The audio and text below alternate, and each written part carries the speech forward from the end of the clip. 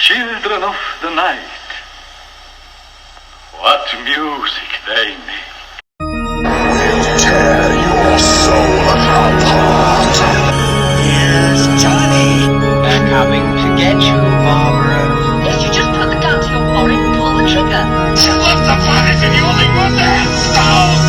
You only moved the headstone. And welcome back, everybody. I'm Ricky Mortis, and you're listening to With the Dead of the Night podcast. It is episode 18, and for episode 18, if you haven't seen the sneak peeks on Instagram, you would have figured out by now that we are covering Wes Craven's The People Under the Stairs. This is going to be a fun one. I really enjoyed this film. So I'm going to go ahead and pass it on to my colleague here. Go ahead and keep the facts, Boris.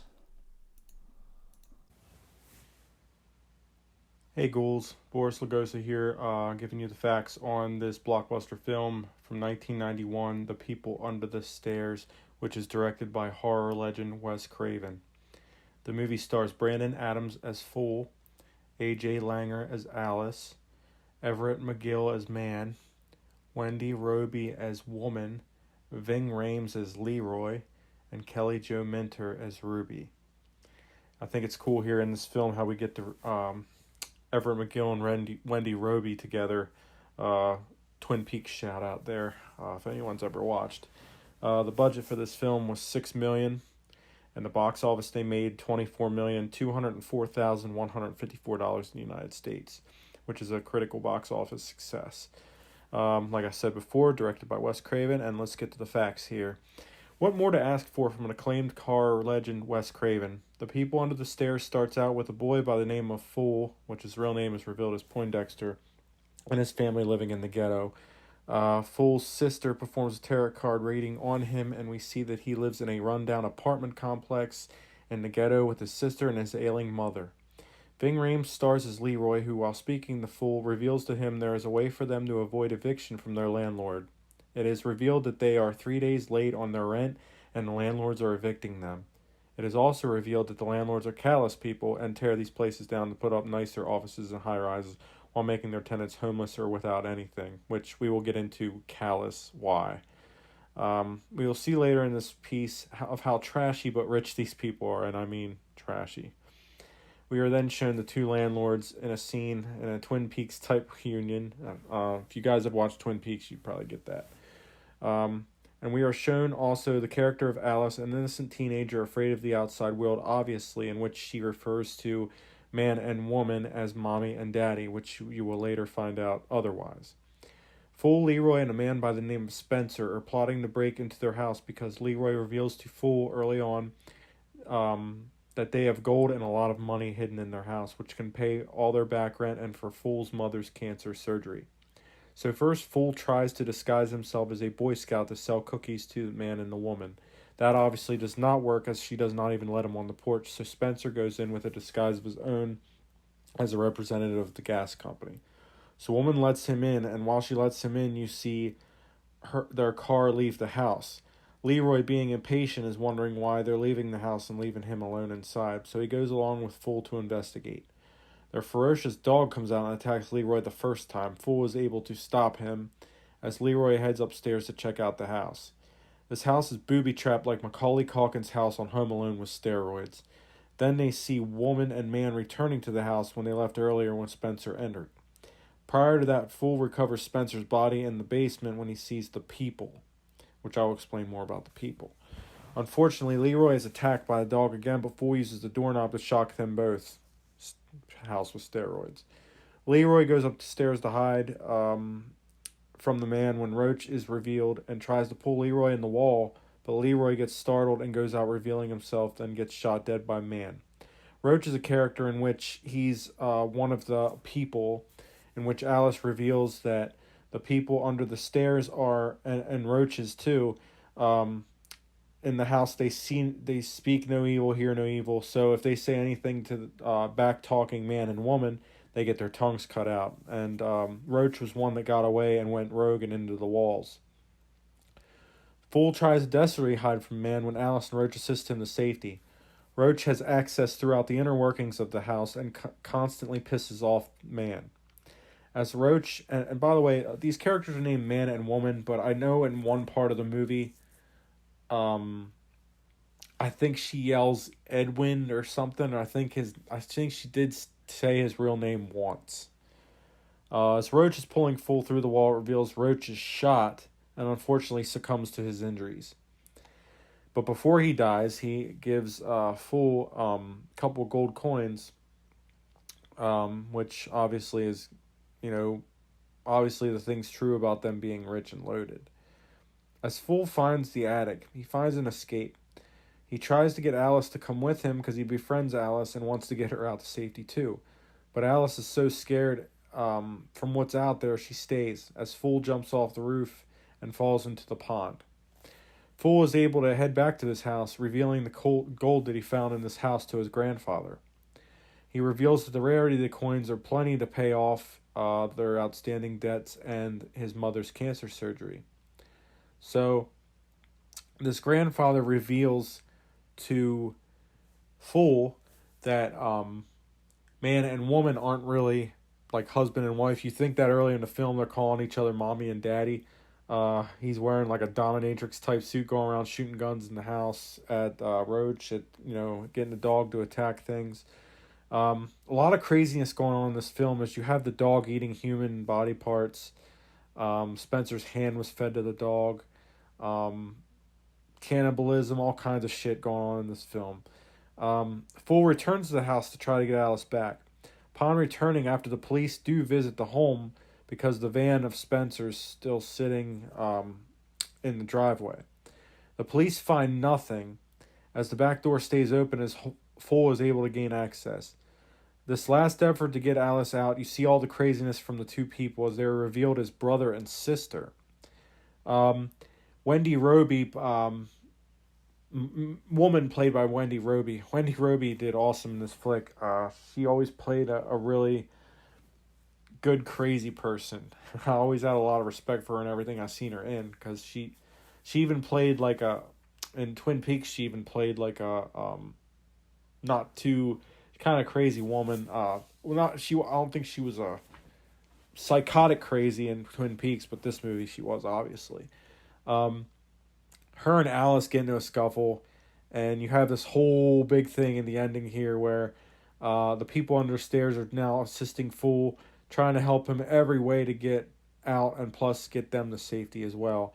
The lock's shot on the door of the stairs stable downstairs, and he reveals to Fool in an embalming fluid room that there is money. He wants to give something to him, and it's revealed it was money.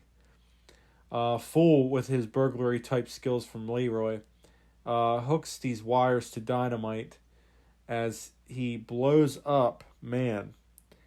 And as Alice is upstairs with woman gets bit by the man under the stairs as he comes up through the stairs when woman comes wielding a knife, going willy-nilly towards Alice. He destroys her hand. Alice reveals to woman, "You are not my mother." And she, the psychotic outrage, she tries it again. Then the people on the stairs take her and throw her down the stairs, and he revealed that her neck was bit. They pretty much, I'm assuming they ripped her throat out. So you get this big thing at the end where man and woman get theirs as it's coming out here. And I thought it was great. My thoughts on this film was a very fun movie. It says horror comedy, but I think this was like what I would call a extremely dark horror comedy. There were some funny parts, like when Brandon Adams, Fool, punched Everett McGill's character right in the balls, and there were some like when he stuck his finger up. There was a scene where he stuck his finger up Wendy Roby's nose. There was a fireplace scene where him and Alice were trying to get through the chimney, and the way in was the way out. And Wendy Roby just tries to snort out, trying to get her nose back in order, and she yells, "Caca." So there were some funny scenes in this movie. The acting was superb. I thought Everett McGill, he comes from fame from Silver Bullet and Twin Peaks. He's been in a lot of other films too, and the man just played this part perfectly. Wendy Roby played her part perfectly. The supporting cast with Brandon Adams, Ving Rhames, Kelly Jo Minter. I have no complaints about the rest of the cast as well. I thought this movie was a great film by Wes Craven, and this was a gem for sure. Rig. All right, my thoughts. All right, first things first. This movie's awesome. I really enjoyed this movie. It's fun, it's comical, it's really fucked up and demented at the same time. It's like the perfect dark horror comedy, as Boris said. First thing, I mean, Wes Craven, he has like he comes with the best titles. And I kind of like do that same kind of thing when I write too. I like to write like come up with like the name of whatever I'm writing and then kind of base it off of that. So I'm not sure if that's what he does, but he always has the best. Like titles of movies. And so of course you go into it. You have like Fool's character is awesome. And I like how he got his nickname from his sister because she's in tarot cards, and like he's like the perfect hero because he's like almost like destined for failure the whole movie, but he seems to just pull it through. He just never gives up, even when he's like even dealt, his whole hand in life has been shit. Even his hand in the tarot card readings were shit, but he seems to still pull through in the end. I remember being a kid and remember seeing like this movie playing on like TV and being like scared and never watching it. So to finally actually get a chance to sit down and see the full movie, I really enjoyed it. It's definitely an instant classic for me. This movie's got like it's fun. It has like Wes Craven's so creative when it comes to this movie's got like it's so out there. Like the only thing I can really compare it to was like it's like H.H. Holmes meets The Borrowers, because he definitely had to get some inspiration from. All right, so if you don't know who H.H. Holmes was, H.H. Holmes was one of America's like first known serial killers. He was back in like the late 1800s. What he did, he had this giant. It was during like Chicago's World Fair. He had this hotel. People call it the Murder Castle eventually, but he would actually he would lower like contractors and have them build these rooms, and he would kill them and then bury them in the walls so you wouldn't know what kind of like ghost haunted the property. But he had like his whole hotel had all this like macabre like style shit in it. It was like it had like trap doors, gas chambers. I think in the basement was like crematorium. It was just like a whole bunch of crazy shit. So it wouldn't surprise me at all if he used H.H. Holmes like this murder castle as like inspiration for this house in this movie. Like that house is like the booby-trapped house from hell. I mean, you're talking. It had like electric shocking doorknobs. It had it's just always rooms that led down like the stairwell will turn to a slide, so you couldn't get up the stairs. So and like everyone about everything about the two main villains, Mommy and Daddy, aka they had said Boris was right. The grandfather, when he goes and gives him the coins, and he explains to him like, listen, like the so and so family, I can't remember for the life of me what their names were, but they supposedly had start off years and years and years ago as a running a funeral home where they were like selling people shitty coffins for overpriced, and they kind of just went from there. So they're definitely like what they later on became. Like they start off as just like small town crooks. And made some money and just became like the most demented, fucked up incestuous couple ever. They were just, I mean, they had like their kids. They stole kids. They robbed the poor. Not only did they steal kids, they had like this false sense of like their religious belief that if you were evil, if you spoke evil or said anything in the wrong, tongue, you actually got your tongue cut out.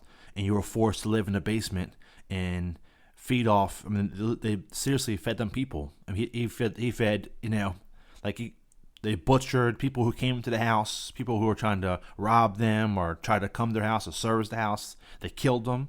They didn't have any type of use for them. They chopped them up and they literally fed them to the kids they stole.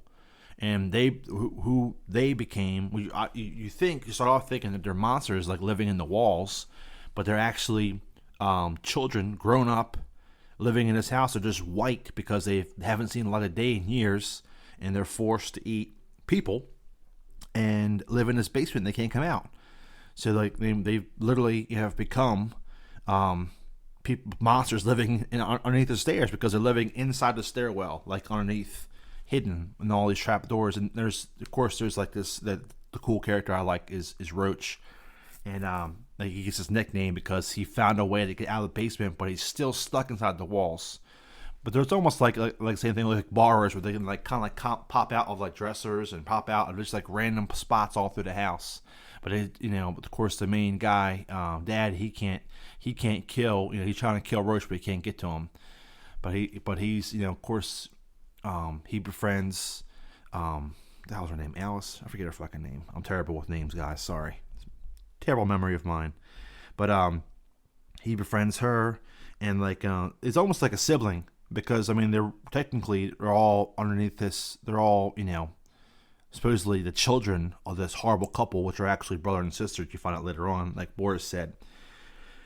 But this movie, and they have like this, like he puts on this crazy suit when he wants to, like, I'm not sure if it's a gimp. He definitely is a rapist, because there's a scene where he's upstairs and he's talking about how he's gonna punish her for trying to run away, and he thinks that she is spoiled because he thinks some reason that she slept with the boy that came and tried to save her.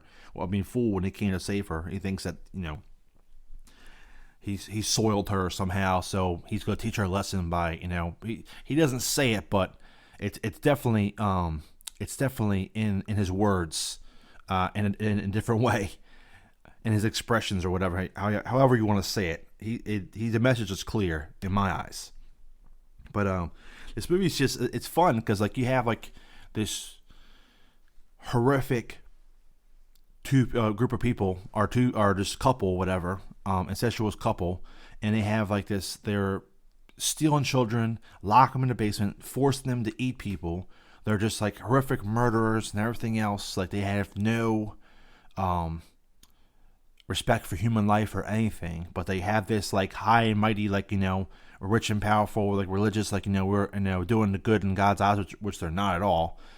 And then so you wouldn't think this movie would have all this like comedic parts in it, but it does, because first off, he's just like an awesome character, and he has so many good lines in the movie. And I really like I forget the guy who plays what the hell is his name? It's kind of like his buddy, but not really his buddy. He's really just kind of like a his sister's boyfriend or whatever the hell he is.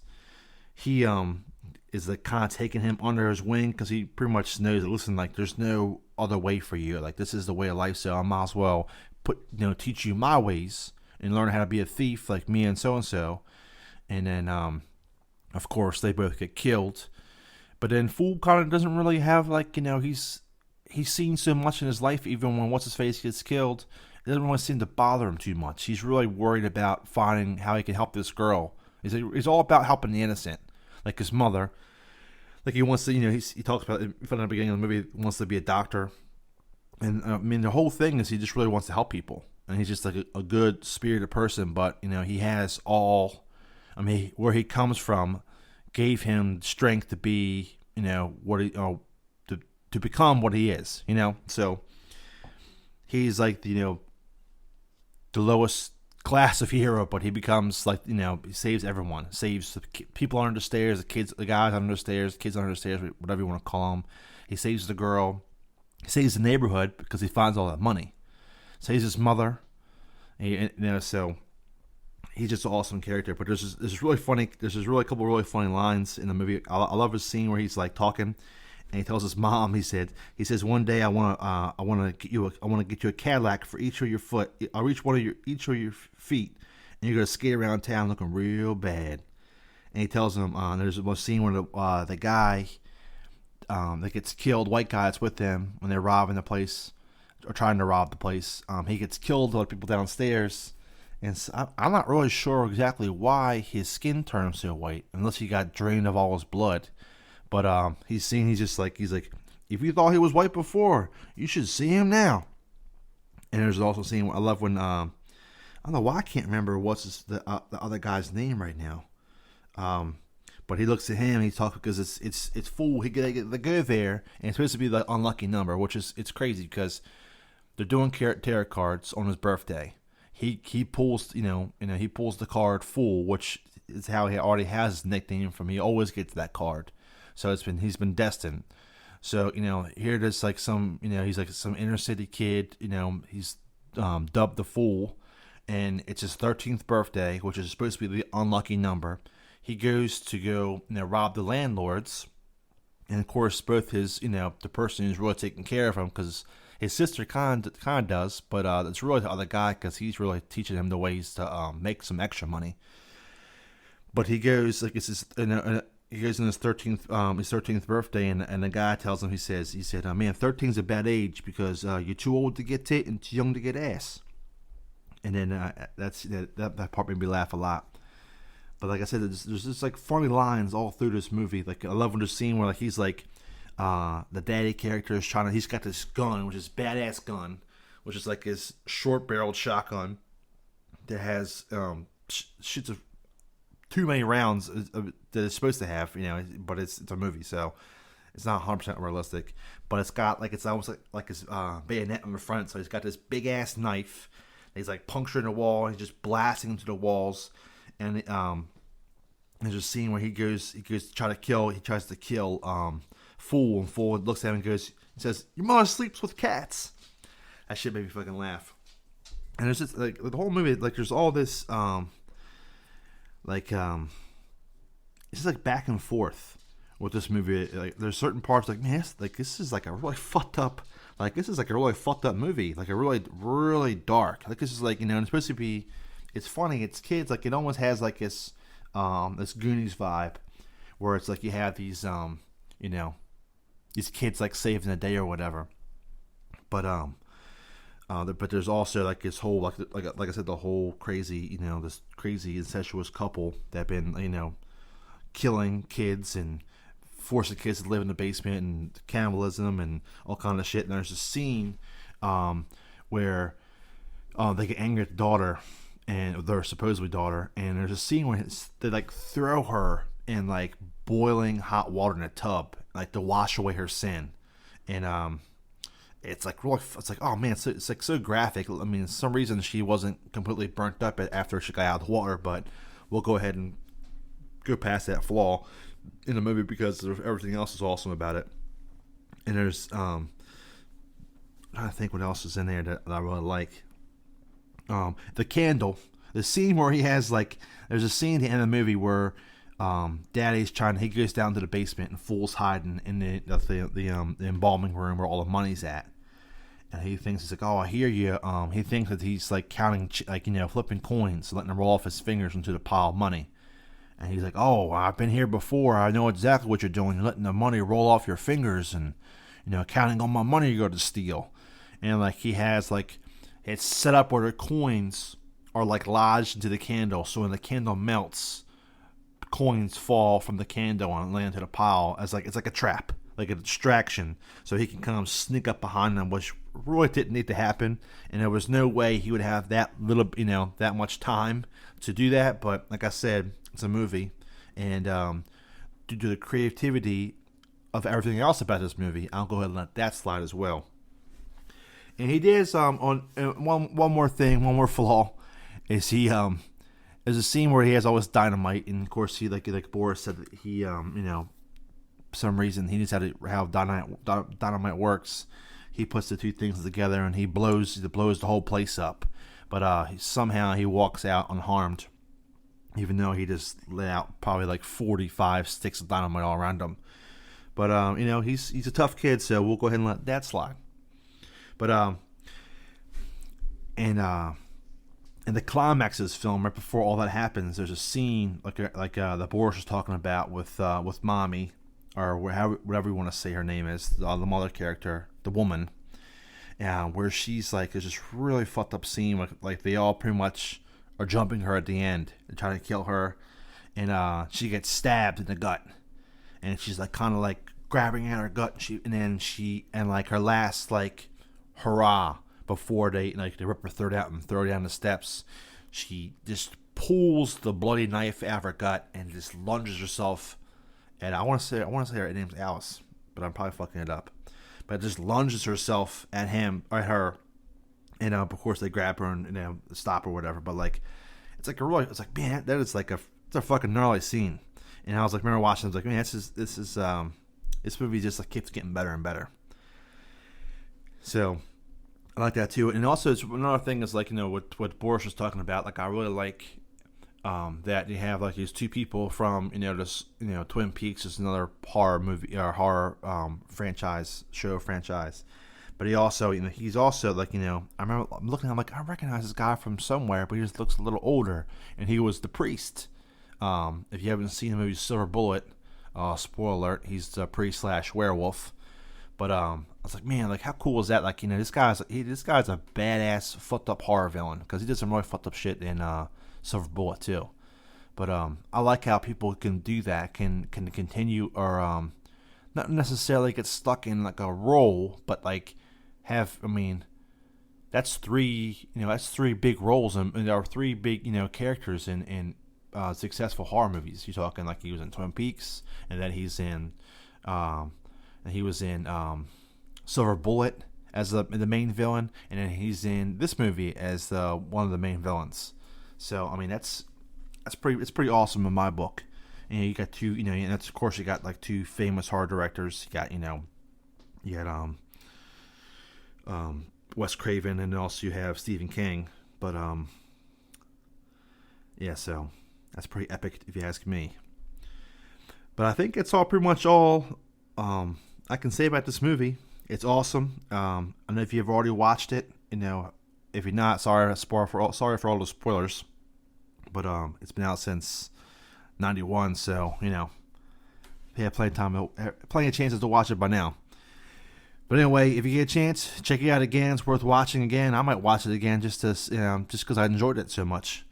But I'm Reggie Mortis. This has been with Dead of the Night podcast, and we'll be talking to you guys soon. See ya.